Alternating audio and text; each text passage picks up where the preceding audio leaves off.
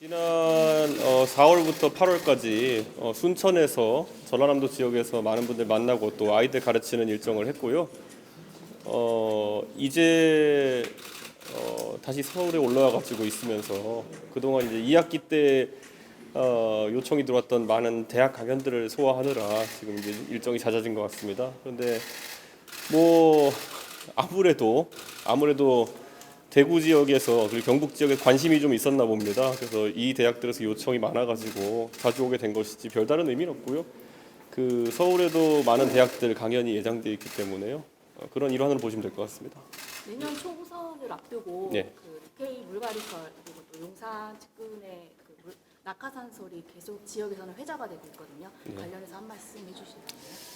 원래 무릇 공천이라고 하는 것은 어떻게 비우느냐도 중요하지만 무엇으로 채우느냐도 중요합니다. 그런데 지난 몇 번의 공천 동안 국민의힘 또는 보수정당에서 비우는 것에 주력하다 더 나은 것을 채우지 못했던 때도 있고요. 때로는 비워야 될 것을 비우지 못하는 경우도 있었습니다. 그래서 만약에 비워야 될 것을 잘 골라서 비우고 좋은 것을 채울 수 있는 기획을 한다 그러면은 그것은 뭐 국민의힘이 아니라 어느 당이더라도 또 하다못해 민주당이 하더라도 저는 지역 발전에 상당한 도움이 될 것이다 이런 생각을 합니다.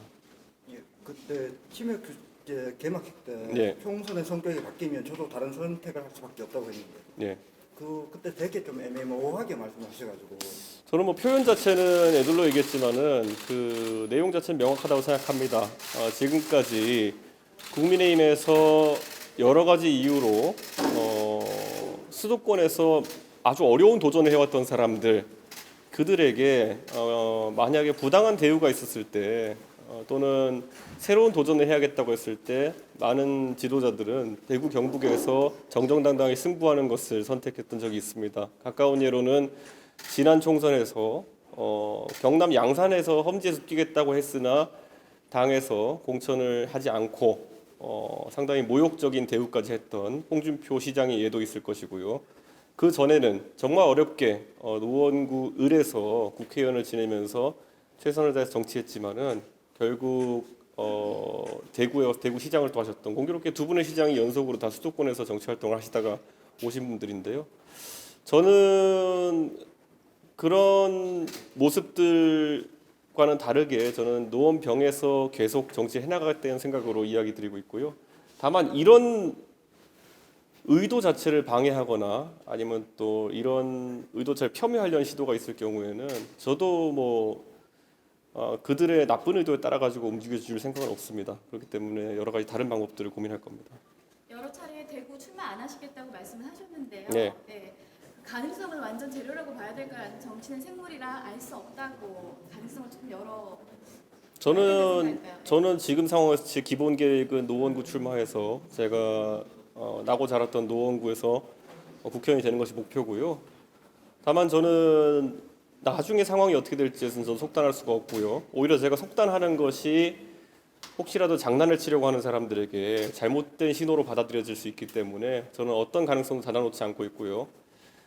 대구뿐만 아니라 제주도도 나갈 수 있습니다. 그런 맥락에서. 그런데 그것은 뭐 말씀드리는 것처럼 어떤 가능성을 완전히 닫지 않겠다의 의미지 지금 고려하고 있는 옵션들은 아닙니다.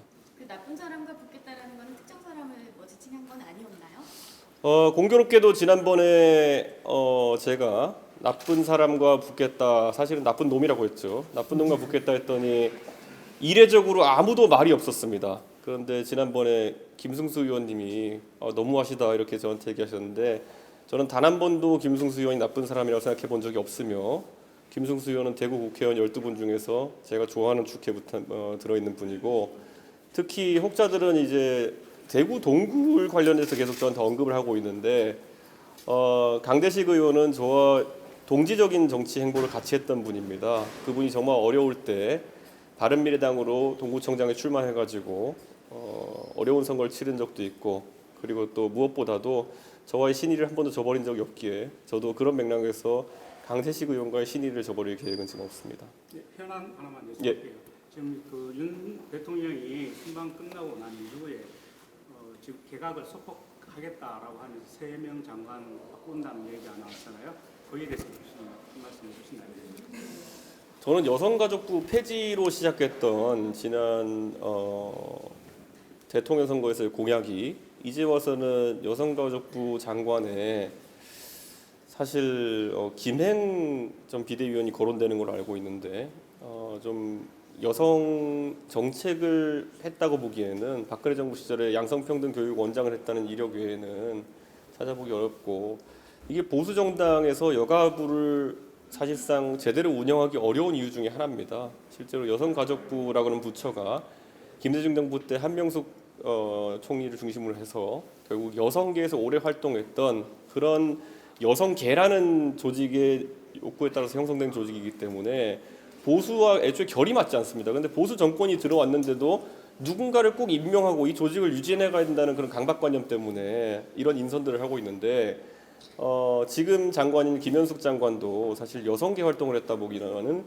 보수에서 여성인 경제학자 정도의 위치거든요.